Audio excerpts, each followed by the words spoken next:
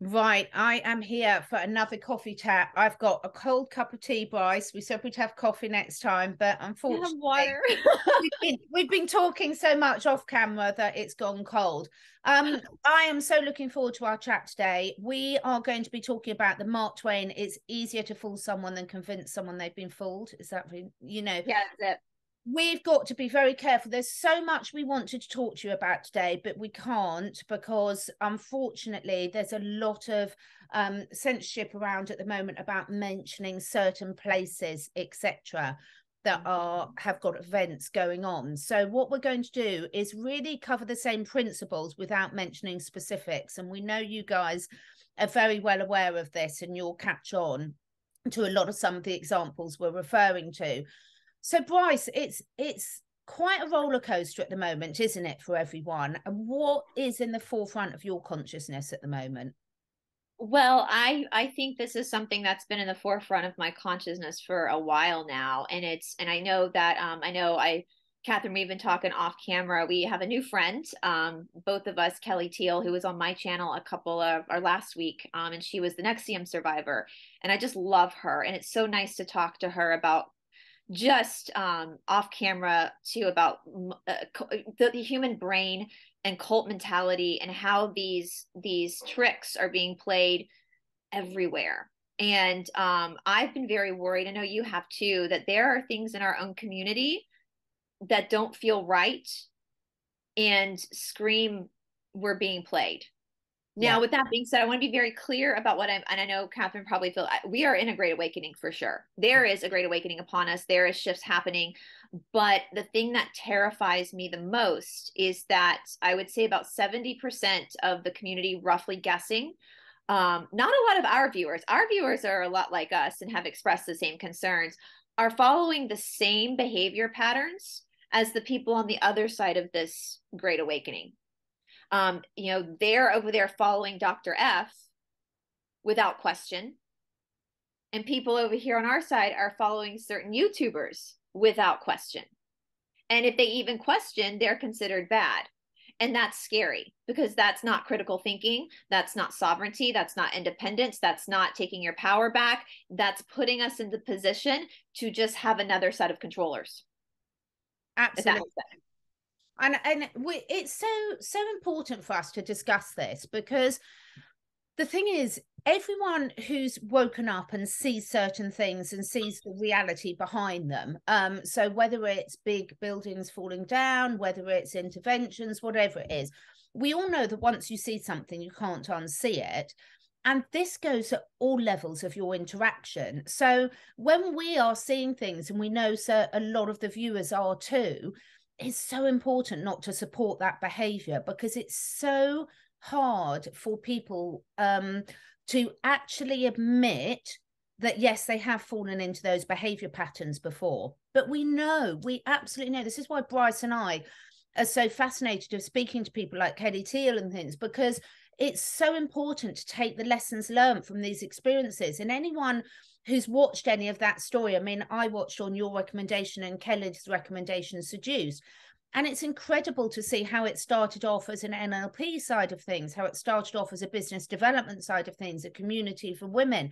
And a lot of these things, whether putting parallels in terms of perhaps the truther community, for want of a better word, the parallels are all there to see. And one of the things I've been discussing quite a lot recently, sort of on screen and off screen, is when people have got the right intent behind it because they're very happy to be questioned and to have a different point of view put forward.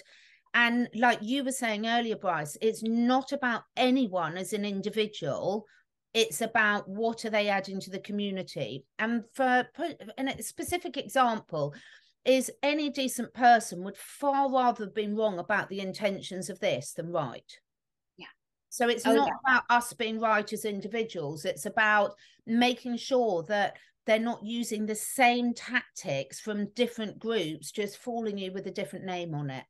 Exactly. And that's I was telling you, there's a great on HBO Max, which is where the vow in the United States, I don't know about other countries, but the vow is another two-part documentary about Nexium, but there's also a documentary called The Way Down. And I've covered Gwen Shamblin Lara on my channel before, a couple years ago, right after she died in the plane crash.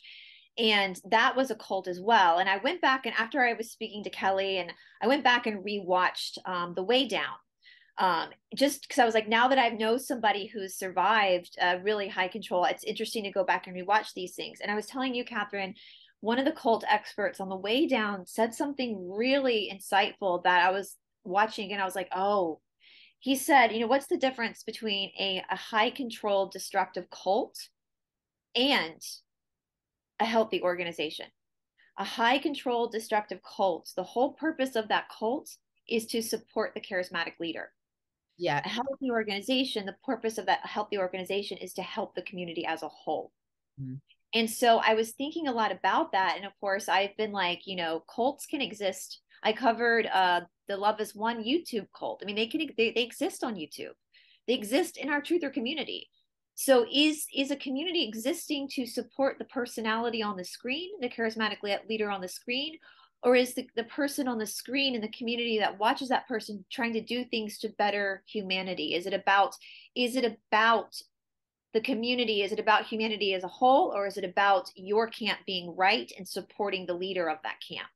And it's a really hard question to ask yourself. Like I look at Mr. T, and I think I can say that from my perception of Mr. T is that he's not doing this for his own fame and glory. Mm. I feel like he's doing this for humanity, to help. I mean, he's taken a lot of shit to help wake people up. But then again, I look at other personalities in this community. I'm like, I don't know if that person is doing it for the right reasons, because it seems like it's all, you can't question them. You can't question their, I've said it before on my channel, every video that's on my channel, I've left every video. If it's been taken down, it's because YouTube has taken it down. Yeah, and exactly. My opinions have changed drastically from when I first started researching the missing books of the Bible. And I've left those videos just so people, because I'm not ashamed of the fact that I've evolved. I'm not ashamed of the fact that my mind has changed, because that's the point of waking up. And I was telling you, I'm reading the woman with the alabaster jar right now. And yeah, there's a lot in that book that in my opinion is not correct, but it doesn't mean that I'm not going to read the book. Absolutely. Because that extreme behavior of like, we're just not going to look at this at all. That's how we get stuck in these problems to begin with. When we throw, so we have to, and I've asked Kelly this. I know Kelly's going to come on your show, Catherine, in a few weeks, but like there are things that she has told me she learned from Nexium that she can still use. It's about being able to understand that not everything is black and white. There's gray everywhere. And if you can't question someone, or if you can't have an open discussion about different things, you're in a dangerous area of being mind controlled, basically. Yeah, and we've seen it with so many phrases that bound around. So, for example, everyone knows that conspiracy theorist was a three-letter agency sort of distraction technique. But look at what's happened within the disclosure community, if you want to call it that. Look at the fact that you're, not a proper patriot if you question certain things, if you question certain people, if you don't want to use certain techniques to explain what's going on, everything there, it's like, why are people getting so defensive and fighting for their limitations? So I see this. I have been a holistic health coach for over 20 years. It's my day-to-day job. Yesterday I was out working with horses all day. This is what we do. And between both Brice and I have had, professional careers doing what we talk about long before we spoke about them on YouTube. So have many other people. And what I find really fascinating is even in the health side of things, or the self-development side of things, I did a really good show which we'll publish next week, my friend Danielle Matthews, on post-traumatic growth as opposed to post-traumatic stress. I think you'll find that really interesting. But what we find, the consistent theme about all of this, is that people will fight very hard for their limitations. So if you've got an illness, you might fight very hard to justify that it's genetic, not lifestyle choice, because people take these things as blame. And similarly, I think what I've learned even more so over the last few years is just because you might have been following a certain person or listening to certain information, there's always good bits you can get from it, even if those lessons are the hard lessons that you didn't learn to trust your intuition. There's always a positive lesson in there. And I think there's so much shame in society at the moment around people getting it wrong. If we keep going back to that level of berating and you know, people not putting their hand up and being proud to say, yeah, I did get that wrong, but this is what I've learned from it. Yeah. And imagine if more of us did that, how much we could all grow as a collective by sharing the lessons we've learned rather than to try and cover them up. Right. It's so interesting. My 8th grade year in middle school, I had this teacher named Mr. Van Ass, who was also the principal of the middle school, and I loved him. He was my math algebra teacher, and I hate math, but I loved him so much. He was just such a good teacher. And he used to always say, and it just, when you were saying that, I heard his voice back from when I was 14 years old, when a student, when he would be teaching something and a student would go, oh, I see. And Mr. Van Ass would say, oh, I see, said the blind man as he put down his cane and walked into a wall.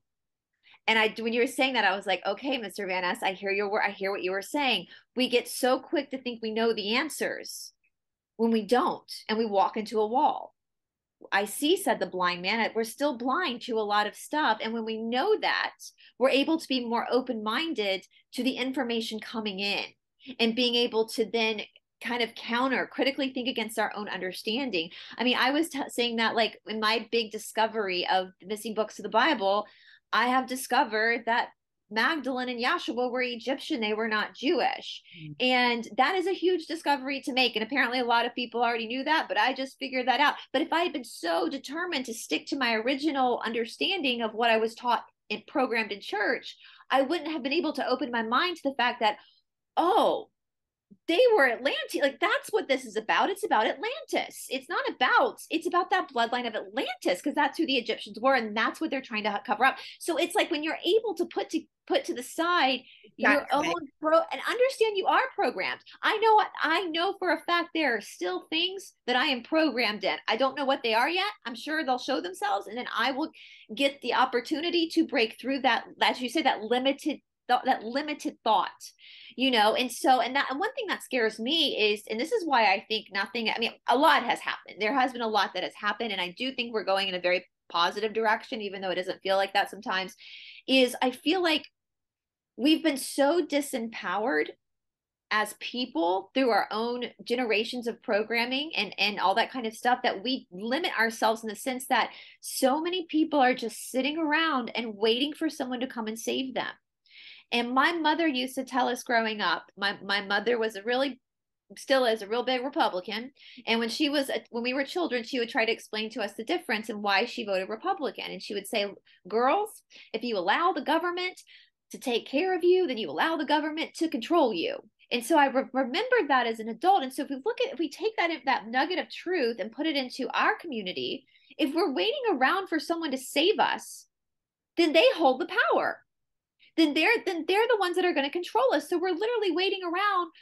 We're getting rid of one group of controllers and bringing in a whole other group of controllers, because we have limited beliefs on ourselves that, like you say, we're so addicted to being a victim. We're so addicted to being in that mindset that we can't save ourselves, that we're literally just ushering in a whole new, think about the extreme mental gymnastics people will go to justify bad things. We were saying, like, the white hats are doing this. The white hats. No, they're not. Yeah. And do you really believe that? Well, I'm asking people to do it. So it's very obvious. I know you, me, and Tamara have spoken about this before.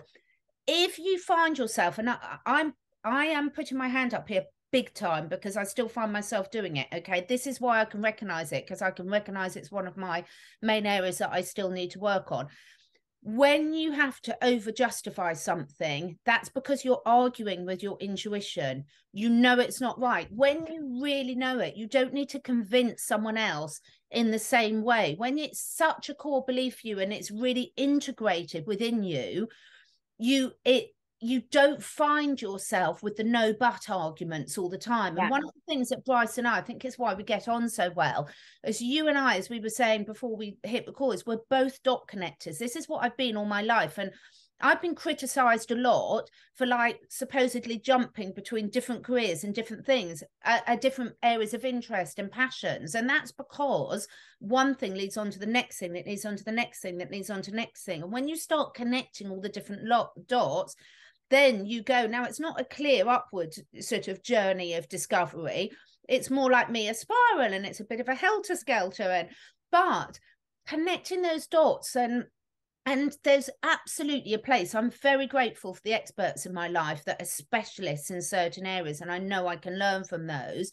But equally, keeping ourselves open to nothing in the universe, no cell in our body works in isolation. So when you can look at the connections between the different things, everything else falls into place a lot easier. And I think there's a lot of misinformation that I'm seeing at the moment going round about stopping people making connections. No, stay in this lane, stay in this lane. Why are certain people fighting so hard to get people to stay in this lane?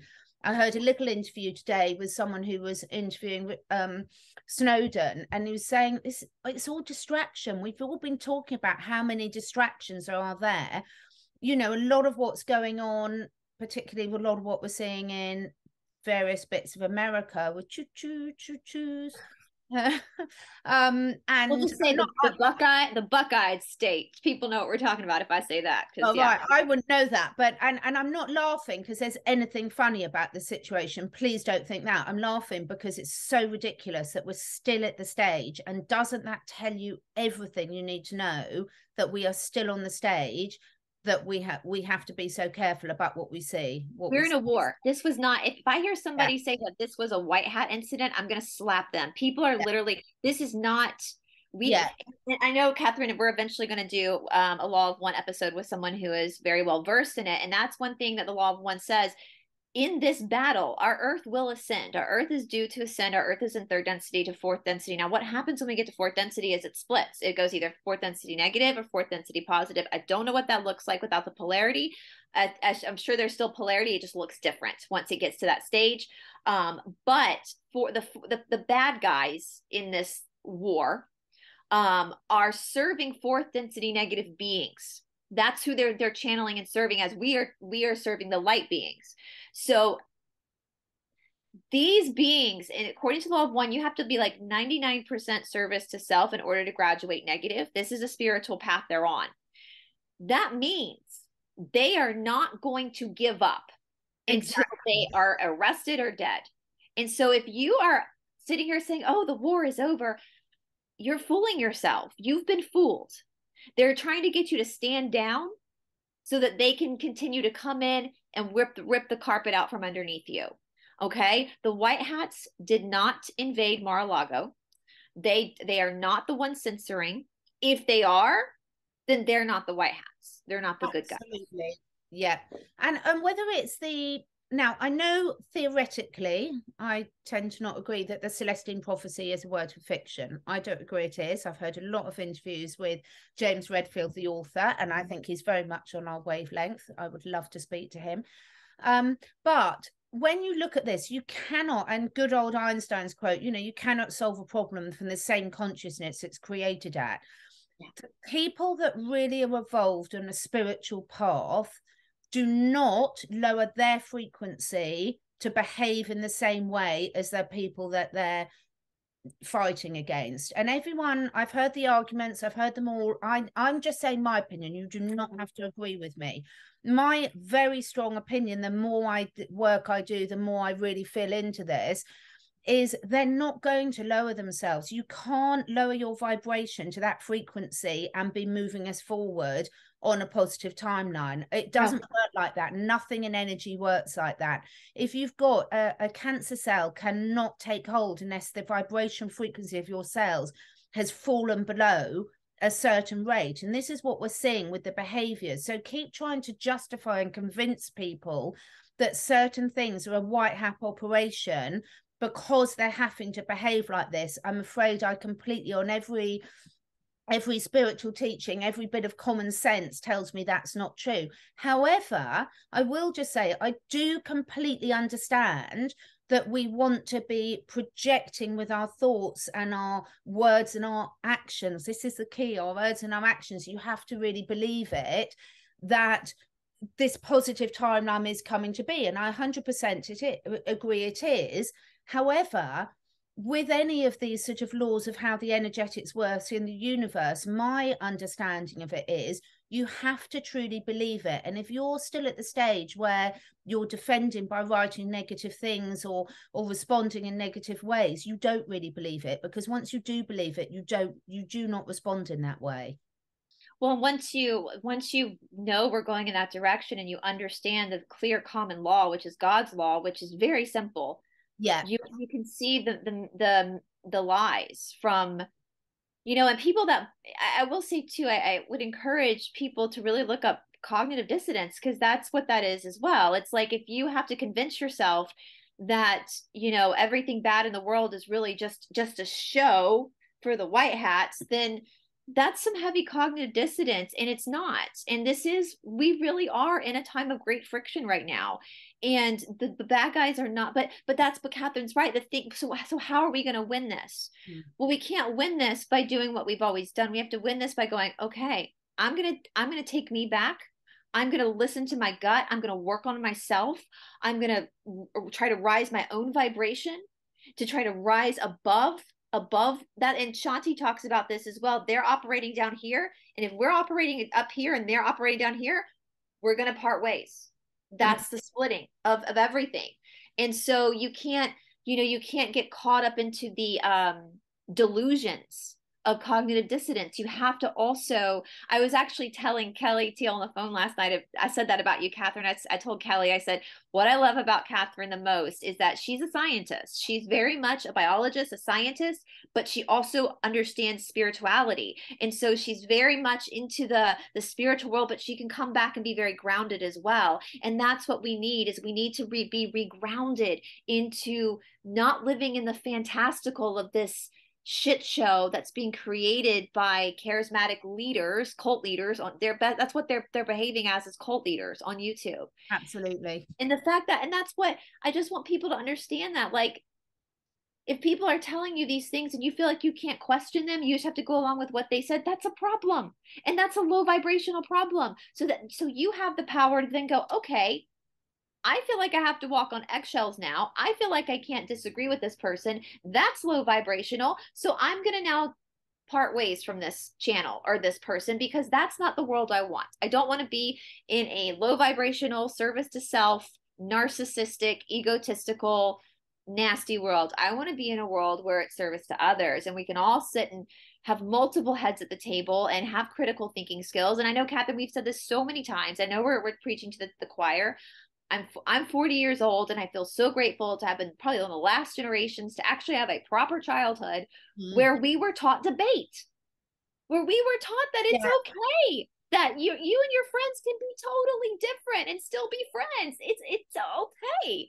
I'll won a debate at school arguing that fox hunting was a great thing to do. Now, anyone who knows anything about me knows that I would never in a million, but I still managed to win a debate by putting myself in things. Now, it doesn't mean I agreed with it at all, but learning those skills are really important, because what if I think I've shared that, one of the big aha moments for me, and I literally laughed out loud. I was on a beautiful dog walk at the beginning of 2020, and I was listening to a London Real episode with one of your American, Ted Nugent. Yeah, I don't know. Cat Scratch Feet. No, Ted Nugent. Who's Ted Nugent? Is it? Yeah, he is a musician.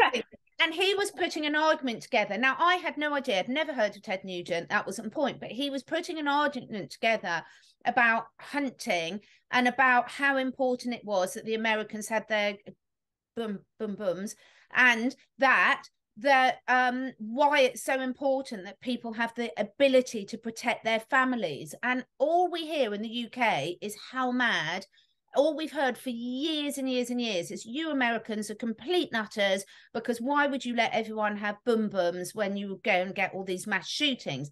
And he was the only person, I believed all that. I fell for it, hook, line and sinker. I admit it. I completely fell for it. I thought you were all nutters.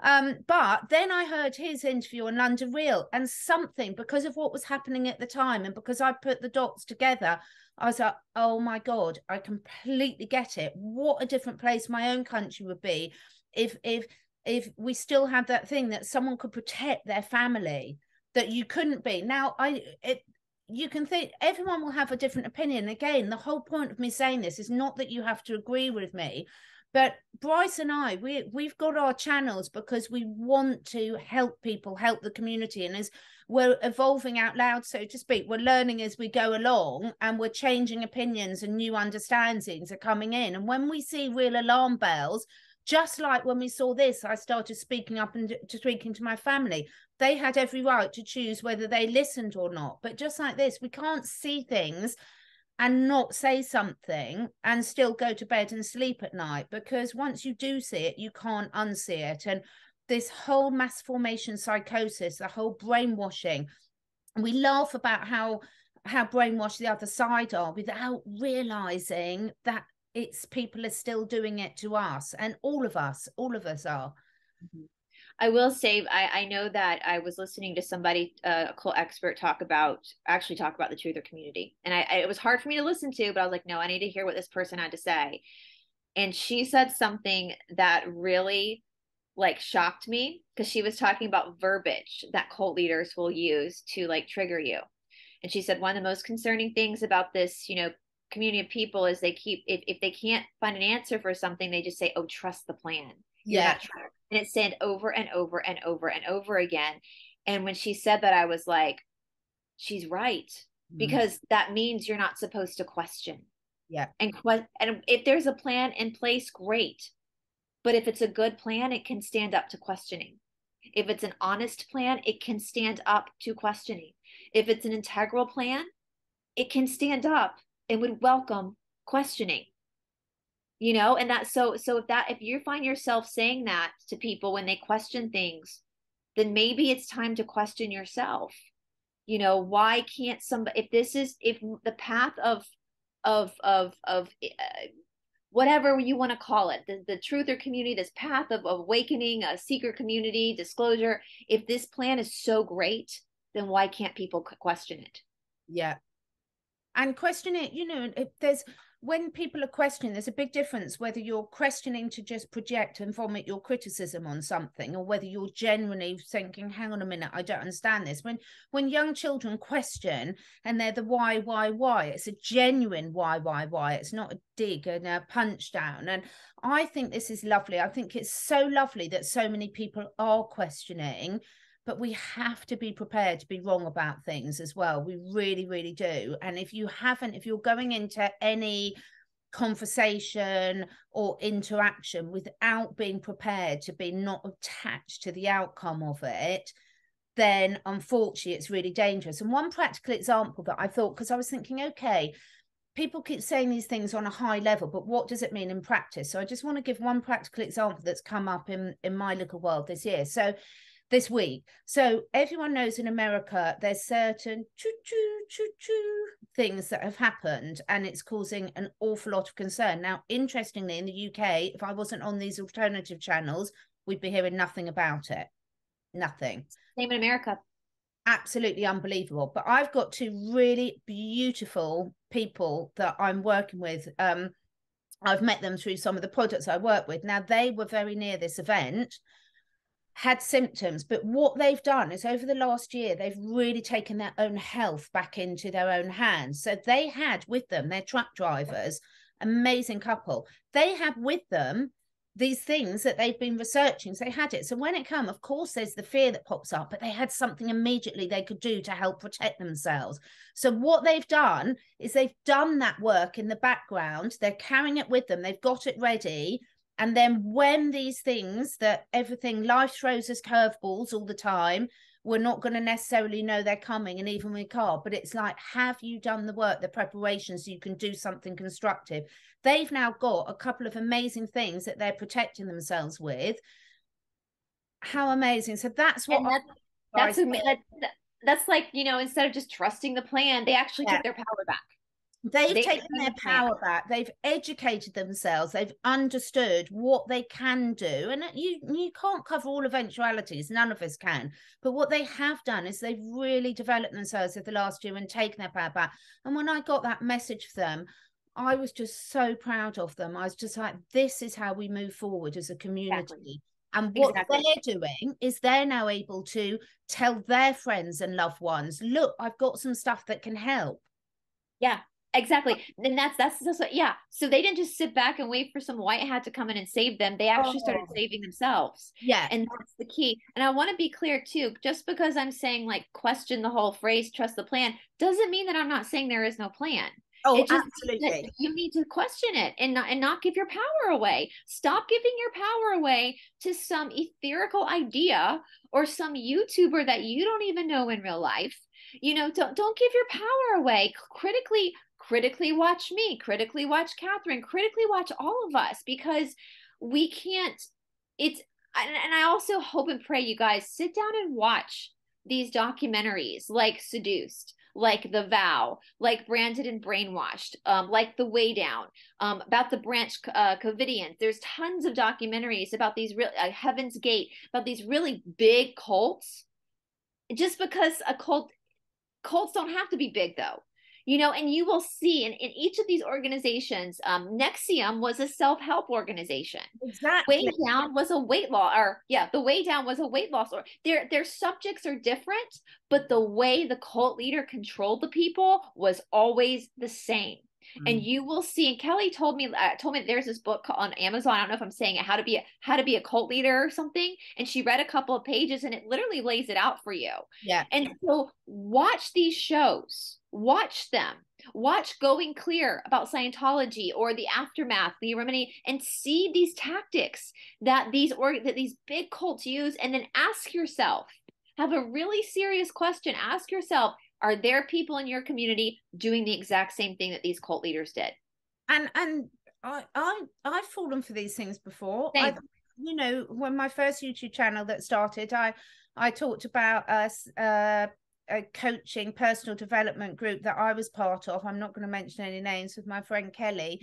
And we were pissing ourselves laughing because we're like, how do we fall for this stuff? And we had never felt that much. But, you know, what was the biggest warning sign for me is when I was questioning things, it was absolutely shut down. And you're like, wow, this is a red flag to a bull, you know, and but there's no shame in it. This is the whole point. There's no shame in when we do get fooled. What there is a shame is if then you try and, you know, fight for your limitations. You know, if we could all move on and just say, oh my God, they got me again. And it's happened loads of times to me. It does. I'm a very empathetic person. I like to see the best in people. I like to trust people. I can fall for a lot of sob stories. I'm a natural rescuer, which is why I'm so passionate about working with the animals. That can get me into a lot of trouble, trust me. Yeah, the empathy. Yeah. Well, and that's what I'm going to tell you guys, like, go and watch. I'm not going to say much about Kelly's story because I know she's coming on your show as well, Catherine. But if you guys go and listen to her on all my show, other shows she's done, that is what's so amazing about people like Kelly and these, you know, Sarah Edmondson, these people, is that they basically took the embarrassment of falling for a cult and made a platform out of it and to help other people. And I've told her off camera, like, what she's doing, and on camera, what she's doing is amazing, because she's using herself as an example to say, and this is a woman highly educated, beautiful. She's beautiful, very successful. And, you know, and the unraveling when she started to realize, when it all started to unravel. I'll let her tell it on your channel though, Catherine, but I'll put the link to your interview below because it's really, really important. And you might think, why do we keep going about cults? Because it's exactly the same as the brainwashing that goes on. It's just more subtle and more long lasting, and it's just wearing away at you all the time. And we are preaching to the choir because everyone who's watching us they know that's why they're interested in this. And a healthy interest and a healthy questioning is really important. But as soon as you start just defending, then I would sort of think, hang on a minute, why am I feeling the need to do this? I remember Kelly saying that in an interview. I don't know if it was with me or someone else. So I watched Lyra stuff where she said all of a sudden she came to that realization, I can't defend this anymore. Yeah. I have to walk away. And that's that unraveling. And I would just say, yes, listen to all of these stories, because you're going to recognize, and people don't, Kelly even said that you don't wake up one day and say, I think it's a good day to join a cult. Yeah. It's a slow progression of brainwashing, and every person who's gotten themselves stuck in this situation, whether it's something on YouTube or it's an actual organization, it always starts off for the right reasons. People go for the right reasons. And because majority of the people in the organization are empathetic humans, they stick around because they think they're doing something to help. And I know that's 99% of the viewers that watch that have gotten sucked into some of these cult leaders on YouTube and the truther community came because they wanted to help. And they get that empathetic side of them. If you are an empathetic person, that's amazing. But unfortunately, empathetic people, as I've learned through my life, are very easy to manipulate because you feel pain for people. But charismatic cult leaders don't feel pain for anybody but themselves. And so you got to really just have what we say down here in the South, a come to Jesus moment. Yeah, I've had a few, and I can really laugh at them now, because again, looking back, it happened a lot when I had my own companies and I was employing people. You wouldn't believe how many sob stories I fell for and everything, and it can be so obvious to someone else, but you think you're trying to help. And I think that's the important thing for me. I really want to take the shame away from it all. I just think if we could all drop that shame and fear of being ridiculed, and therefore don't ever ridicule someone else in your comments, because if you're going to ridicule other people, you're really just inviting that back to yourself. And if we all stop behaving like that, then we're all going to go lesson learned. And just imagine how quickly then, once we're not programmable like that, all the control stops. Yeah. And that's a beautiful thing too. Like when you don't realize what's happening till you've been through it. And so that's amazing to be able to say, I've been through it. I know what that's like. I know what it's like to be manipulated and be controlled. And these are the red flags. That's what's so brilliant about Kelly's story in her book. And I will say, Catherine, if you want to share this in your description box too, there's a website called seducethedocumentary.com, I believe it is. I have it on my page. And on that website, there are all the red flags that point to high control organizations. And so you can, if you're questioning, you can actually go and read everything. And then that can help you better evaluate where you are, in whether it's with a truther or in your own relationship outside in the world. And I will just say, if something feels wrong, it's wrong. Listen to your gut. Yeah. Fantastic. Onwards and upwards, everyone. The more we learn, the more we have fun in this wonderful life.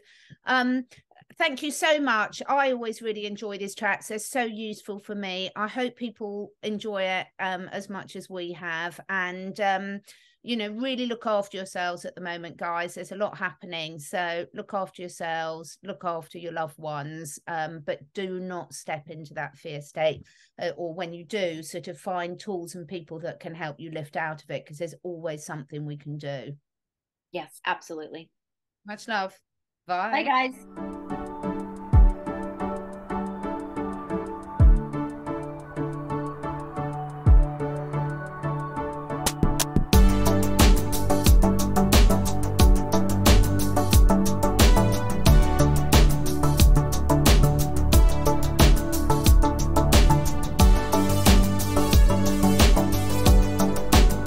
Thank you so much for taking the time to listen.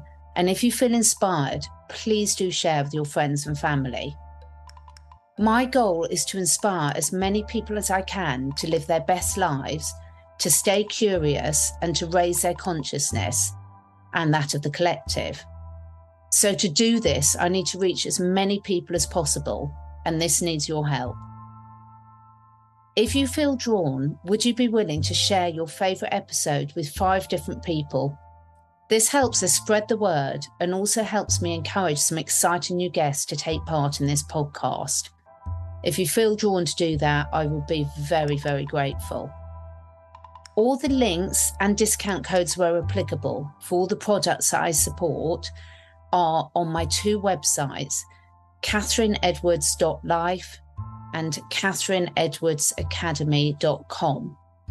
All of the products are personally tried and tested by me, my family, and my clients.